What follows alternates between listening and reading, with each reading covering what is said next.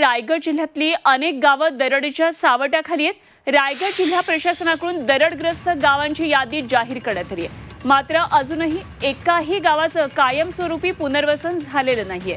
रायगडमधल्या दासगाव दरडीखाली सर्वात प्रथम गडप झालेलं होतं, मात्र अजूनही इथल्या गावकऱ्यांचं पुनर्वसन हे झालेलं नाहीये। पावसाळा आला की प्रशासन केवळ नोटीस बजावतं आणि नंतर विसरून जातं, अशी तक्रार इथले ग्रामस्थ करतात।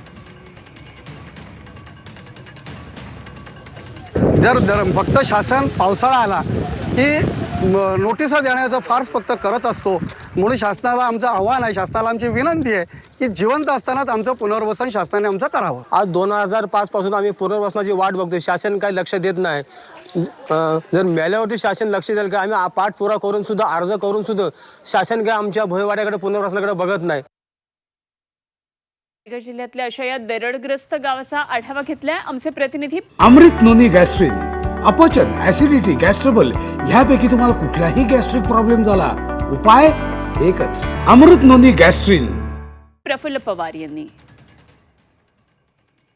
यंदा देखील पावसाळ्यापूर्वी रायगड जिल्हा प्रशासनाने जिल्ह्यातील 103 दरडग्रस्त गावांची यादी जाहीर केली आहे आणि त्यापैकीच एक असलेल्या दासगाव या ठिकाणी आपण आहोत। सावित्री नदीच्या किनारी वसलेलं हे गाव आहे आणि डोंगराच्या कुशीत संपूर्ण गाव जे आहे ते डोंगराच्या कुशीत वसलेलं आहे। जवळपास 250 ते 300 घरांची वस्ती आहे।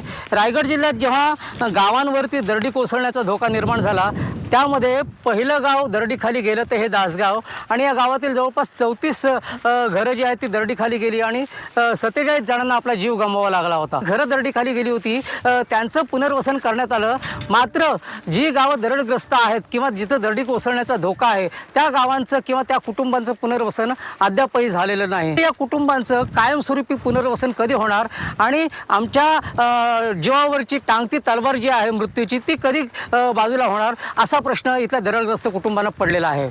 प्रफुल्ल पवार, जी 24 तास, रायगड।